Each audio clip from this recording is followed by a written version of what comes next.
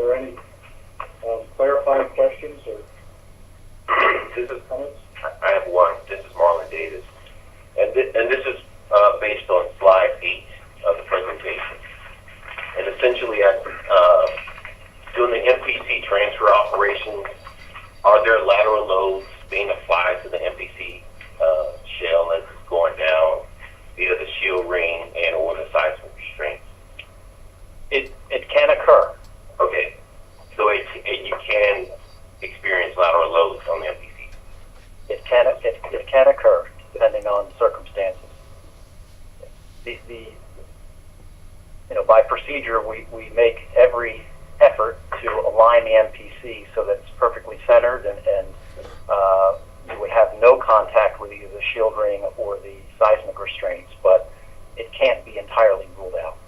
And based on those, it being less than 25%, you didn't consider it as a part of the evaluation or design aspect, these lateral loads? 2.5%. So based on the 2.5%, you didn't consider it as a part of this design? Well, we didn't, but partly because we came to the conclusion, or we knew that surface scratches on the MPC, as you go down that path, would not have any safety consequence on the MPC because of fatigue and brittle fracture consideration. Okay. And then one more question. What is the shield ring? What's the material on the shield ring? Is it carbon steel? The shield ring is carbon steel with a painted coating.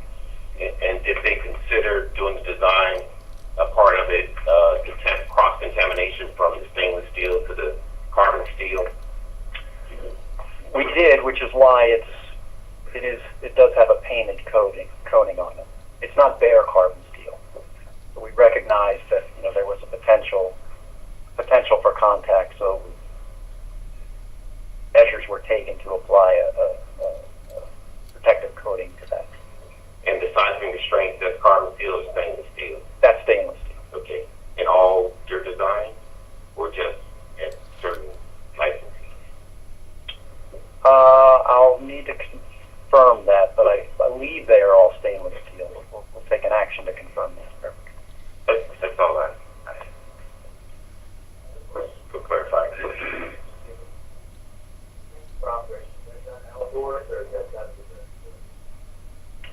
It is outside. Yes. Right, for the NRC. So, section 5.9, so some of the examination that we've done indicate that sort of scratches or bends as much as 26 mils of 6 inches.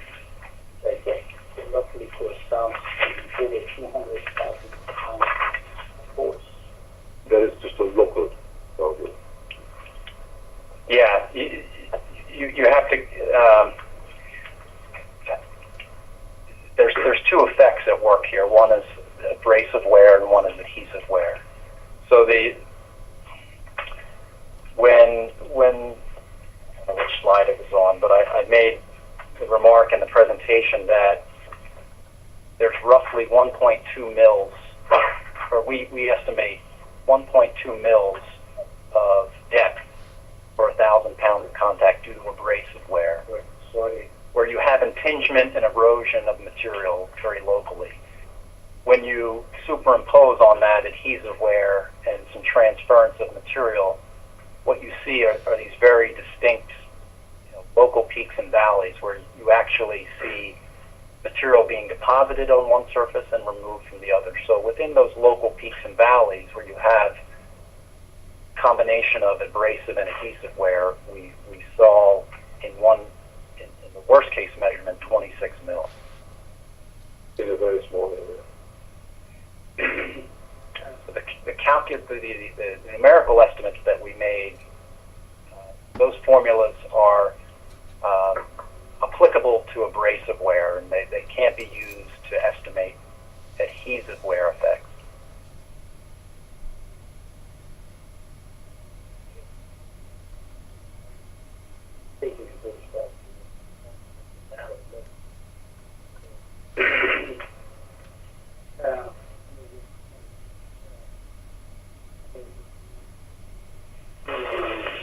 Sort of a situation when you've got a sort of a normal or misaligned canister that would rest on the shelf ring.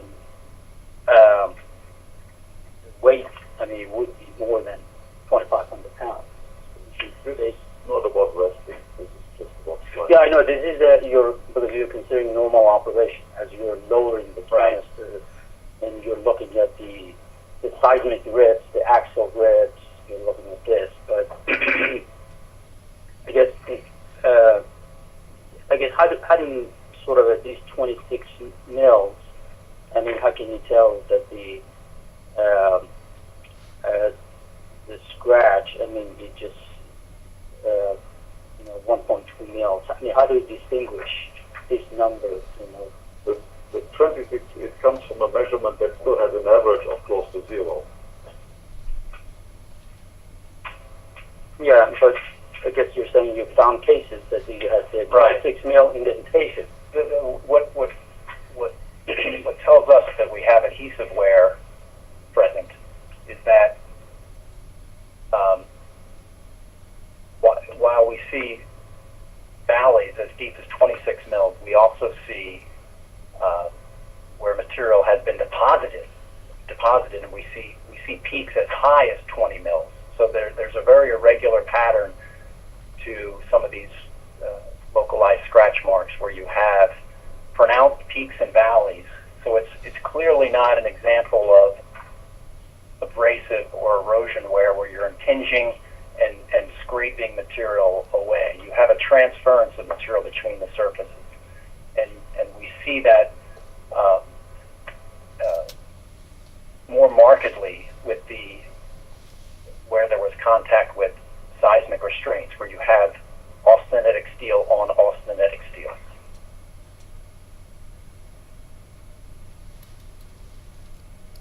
Yep. Hi, this is John Wise, NRC. A point of clarification for slide number 9. When you're referring to essentially the margin you have to work with, the design minimum is stated to be 0.216 from an internal pressure standpoint. What would you consider the design minimum considering all the service loads? So I guess it's not clear to me when you consider the other loading events whether that 0.216 is indeed your actual minimum required thickness per your design.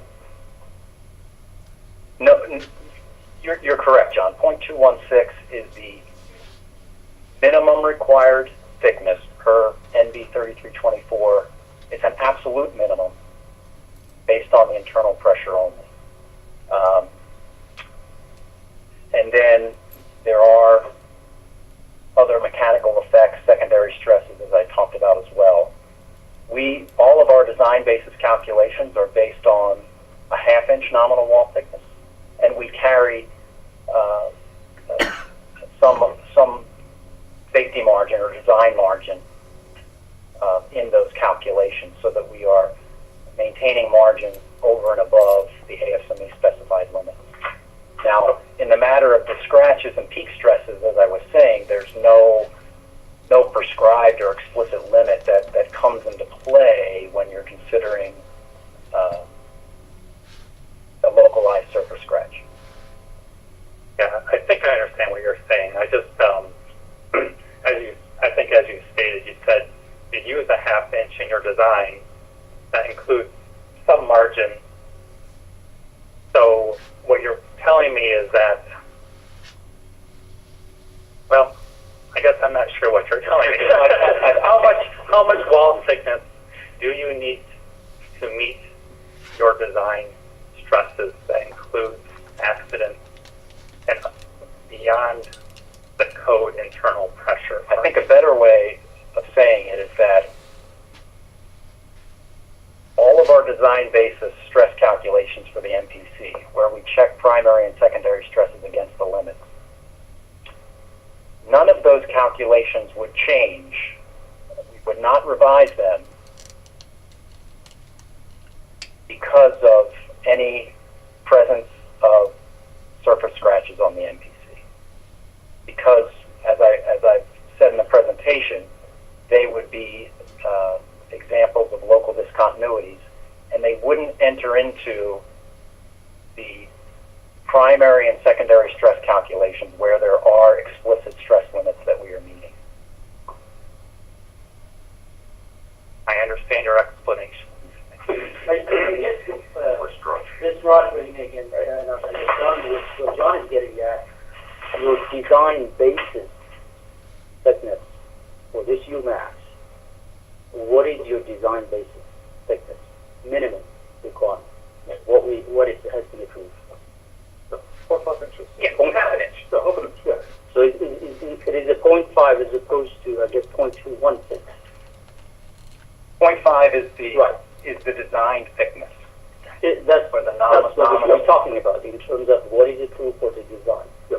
It's 0.5. Not so much compare it Right. to the 0.216. But that, That's, yeah, okay. yeah. But Yes, Chris.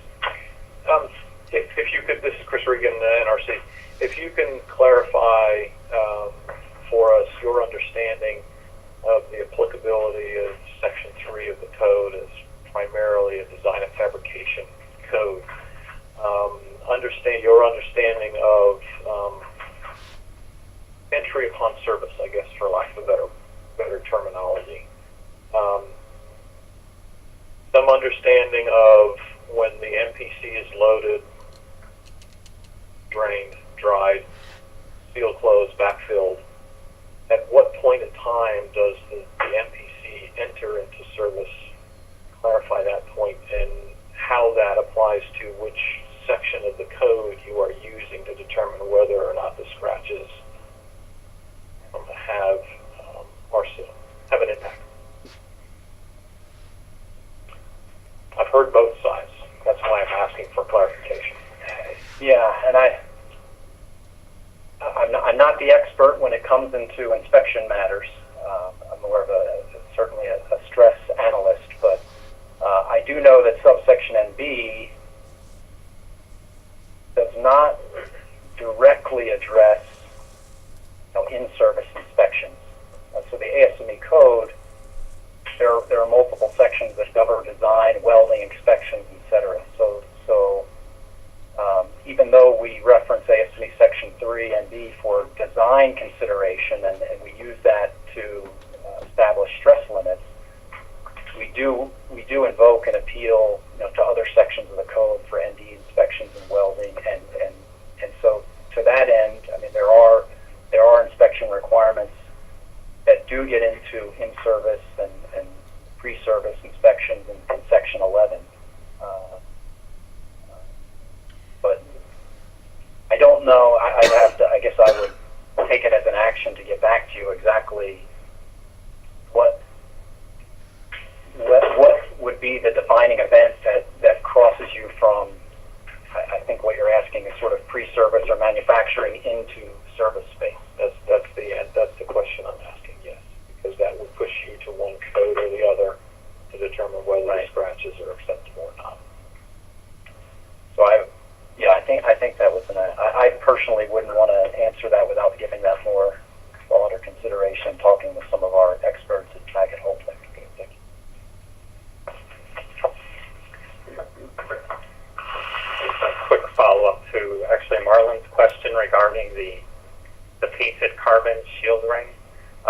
So during this wearing or scratching event, have you noticed or observed that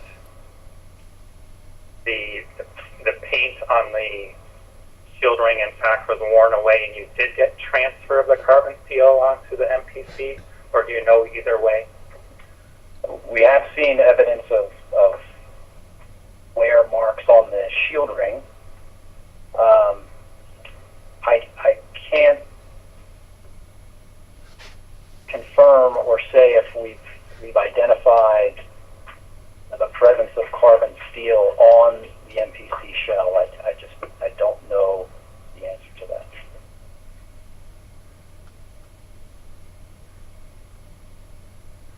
So this is Mike Layton again. The staff comments have run a little bit long, and I want to find out, are there any more staff comments to bring forward? Okay, Jill, what I'd like to do, if possible, could we extend the time so that we give the full 45 minutes for opportunity for comments from folks that are on the phone? Absolutely. Okay, thanks. Mike, if I may, I just wanted to make another comment or remark to John's last question. When you talk about the shield ring and being carbon steel and painted, I just wanted to point out that the high-track transfer cask itself is also largely a carbon steel vessel that has coated and painted surfaces. So the idea of a decision to use painted carbon steel for the shield ring is not new or anything different from the high-track as well.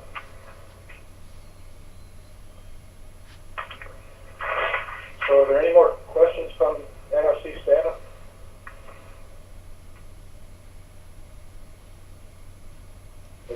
No. You good arranger there? What email and comment? So I think we're going to go from this point forward, go to comments from the public and from both those. This is Rich Turtell speaking. Comments from both the public on the lines. I think we wanted to first start out with any comments that are in the room with public participants.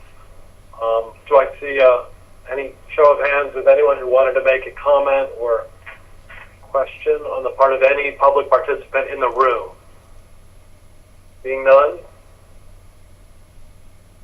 With that,